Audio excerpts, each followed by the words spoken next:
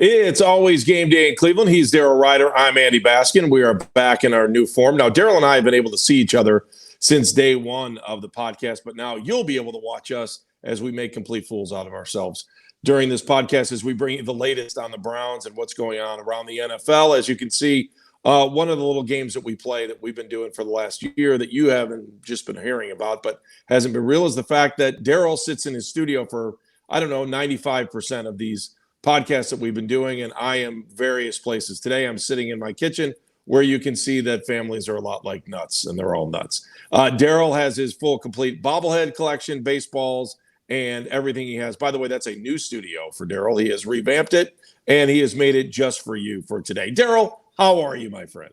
I am good. Welcome to season 2 of the show, right? They brought us back for year 2, and they put us on video. What the hell are they thinking?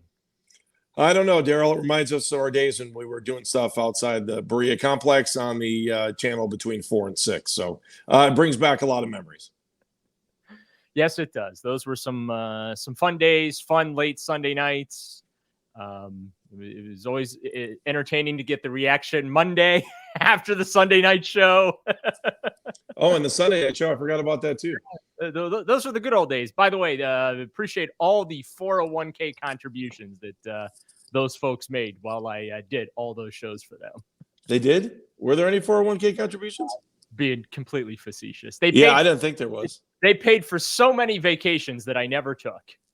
If it took a nickel to go to the restroom, they would explode. All right, let's move forward now on to the next conversation, and we'll start with the NFL. And we reached the 4 o'clock deadline today for guys to sign their offer sheet and to make sure that if they wanted to be franchise players, that was going to happen. Well, that didn't happen for a couple of guys, including running backs, and Saquon Barkley's name is right there on the headline.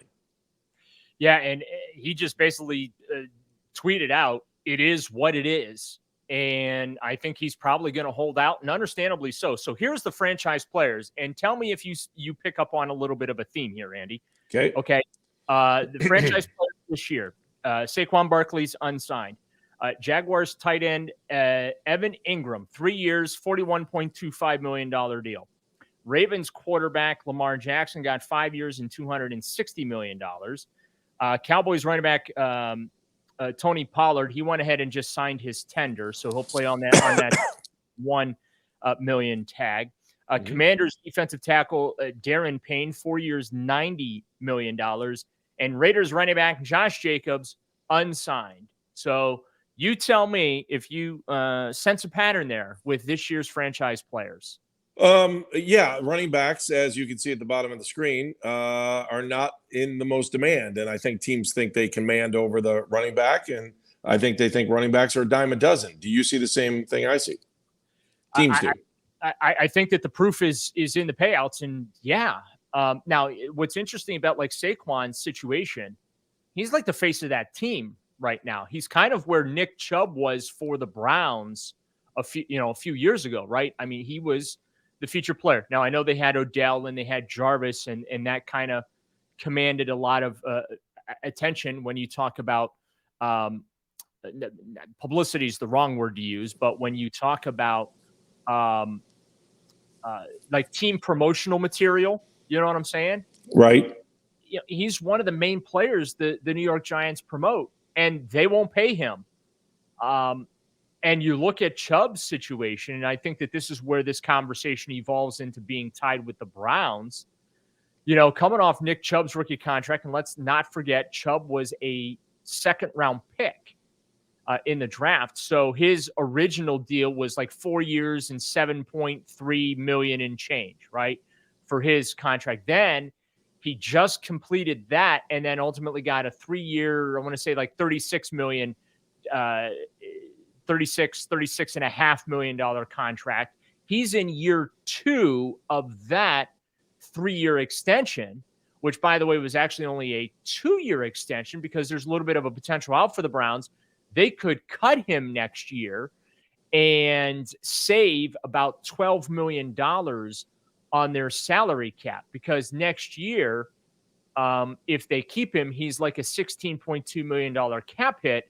But if they cut him, they only have a $4 million dead cap hit. So that's where the $12 million savings comes in.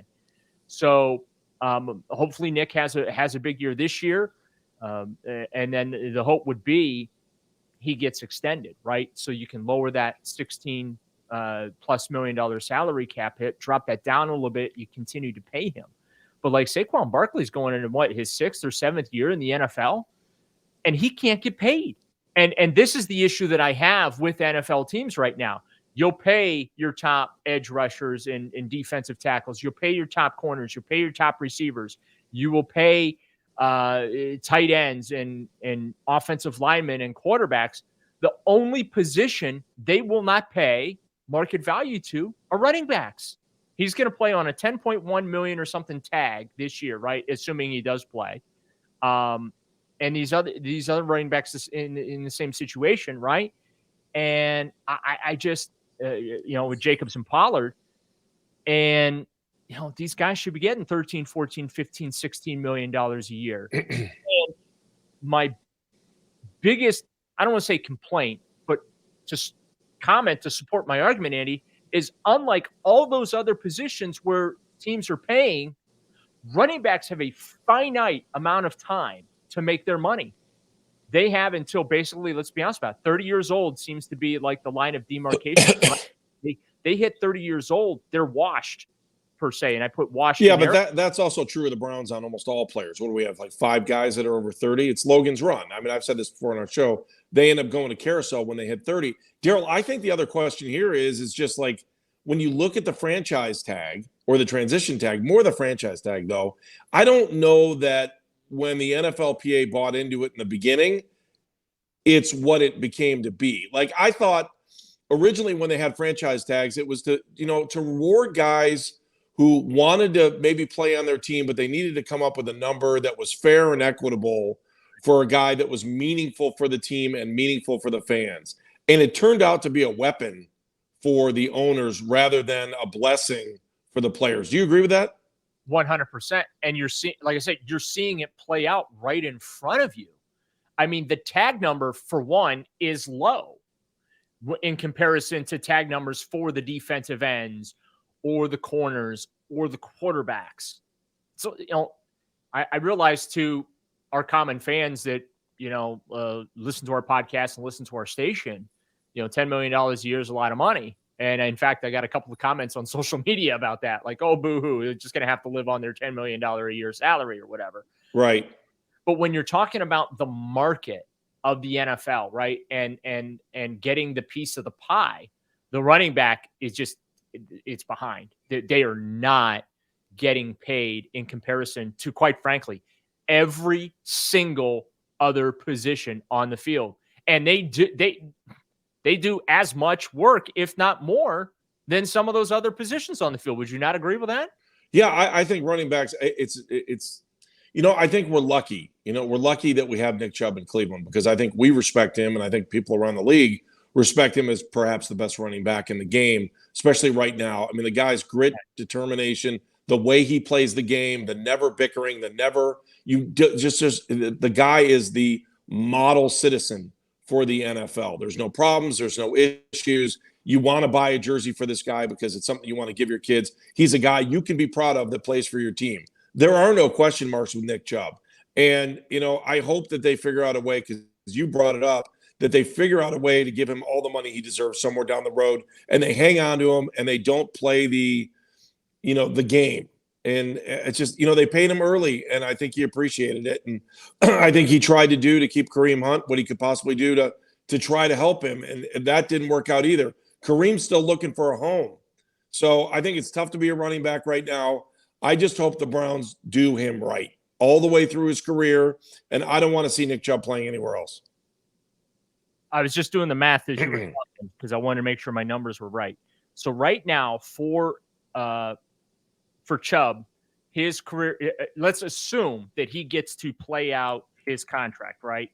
That they don't cut him and he gets to go ahead and just, play out the duration of that contract. You go all the way back to over the last 4 seasons, he's rushed for over 1,000 yards in each of those seasons. 2019, 1494, 2020, 1067, 2021, 1259, and then last season, 1525. And he has 48 career touchdowns on his resume as well. And he's climbing the franchise rankings, if you will, right? I mean, by the end of this season, he's going to be, I believe, the number 3 rusher in franchise history, potentially the number 2 rusher in franchise history. And you mean to tell me that his career earnings are less than 1 full season of Deshaun Watson's pay? Like, that's insane. It's insane. But you also, unfair. You know, the NFLPA hasn't helped anything either here. I mean, as much as I'm killing the owners on this, you know, the NFLPA agreed to the way things are going to be. And, you know, so it's a 50-50 situation. And I just, at the end of the day, I care about the Browns and I care about Nick Chubb, and I hope everything works out right when it's all said and done. I know I'm watching these other running backs essentially get what's on the bottom of the screen by just getting raked over. But I just hope at the end of the day it's about Nick Chubb. All right, we are flying along. Season number 2, episode 1. That's what you're watching. It's Always Game Day in Cleveland. More after this. We'll talk about helmets. Oh, boy.